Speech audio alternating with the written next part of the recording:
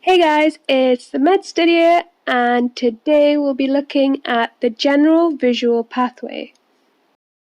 So we know that the light enters the eye via the pupil and hits the back of the eye known as the retina.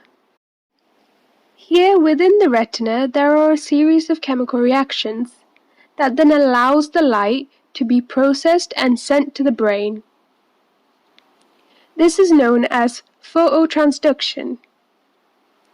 After this, we have the general visual pathway, which is a route in which light eventually reaches the brain from the retina. Now let's have a look at the general visual pathway in a little bit more detail. So first, let's orientate ourselves before we actually look at the general visual pathway. Firstly, we have the brain, and our pathway is shown in this black outline. There's the right eye here, and then the left eye. From the retina of each eye, we then have the optic nerves that then either travel through or past the optic chiasm, which is kind of like an X-like structure. From the optic chiasm, we have the optic tract that then travels into the lateral geniculate body. And finally, the image will be processed in our brain at the visual cortex. The image taken up by each eye can be further split into nasal and temporal parts. So here is the image seen by the left eye, and then the image seen by the right eye. The nasal part is the one closest to your nose, and the temporal part is the one being more lateral and closest to your temples. Images of each side will be taken up by nerves on the opposite side. For example, the right nasal image is taken up by the right temporal nerves, and vice versa. So the temporal part of the left image would be taken up by the left nasal nerves. So what happens after this? Well, the nerves from the retina will then travel as the optic nerve. From here, the route of the nerves can vary. So if the nerves are on the temporal side, or the more lateral side, they will not cross over and decussate at the optic chiasm. But if the nerves are on the nasal side, or the more medial side, they will decussate and cross over to the opposite side. A good way to remember this is that lateral optic nerves are too lazy to cross over. From here, the optic nerves travel into the lateral geniculate body, which is the relay center in the thalamus for the visual pathway. At this point, nerves from the optic tract can synapse and communicate signals to the occipital lobe. Therefore, eventually, the right side of the image taken up by each eye is processed by the left occipital lobe, and the left overall image is taken up by the right occipital lobe.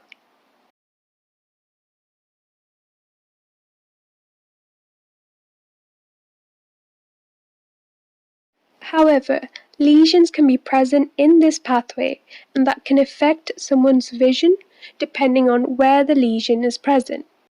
So if there's a lesion here on the left optic nerve, that would mean that all the information coming from the left eye cannot be communicated.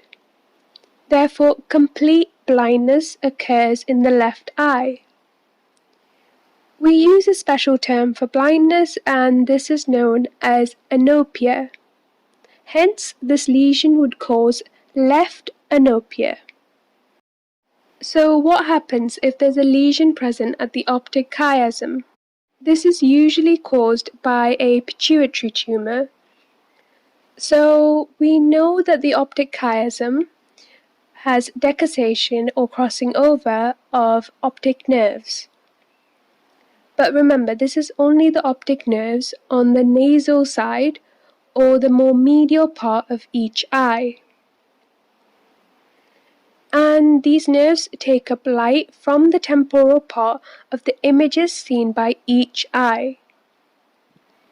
Therefore, a lesion at the optic chiasm would mean that these nasal nerves will not be able to communicate.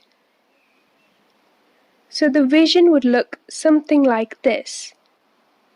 Here we can see that half of the image is lost in each eye. So it's not complete blindness. Hence, we can call this type of blindness hemianopia. Additionally, it is only the temporal part of the image that's lost in both eyes. Therefore, this is known as bitemporal hemianopia. Finally, let's have a look at what happens when a lesion occurs at C, which is the right optic tract. We know that the left side of an image would be interpreted by the right occipital lobe. So the nerves here would be capturing information from the left side of the overall image seen in each eye. In terms of naming, we know that this is a hemianopia because only half of the vision would be affected, and it's on the left side of each eye. So we would name this left homonymous hemianopia. So now let's have a little summary of everything we've talked about in this video. Light enters the eye via the pupil. The nasal part of the image is recognized by the optic nerves on the temporal side, and the temporal image is recognized by optic nerves on the nasal side. From here, the electrical information of the light travels via the optic nerve. At the optic chiasm, the nasal nerves, or the more medial optic nerves, will decussate and cross over to the opposite side, whereas the temporal optic nerves do not cross over at the optic chiasm. The optic nerves will then travel to the relay center in the lateral geniculate body, where the information is then relayed to the occipital lobe. In the last part of this video, we also had a look at different lesions and how vision can be affected. And that brings us to the end of this video.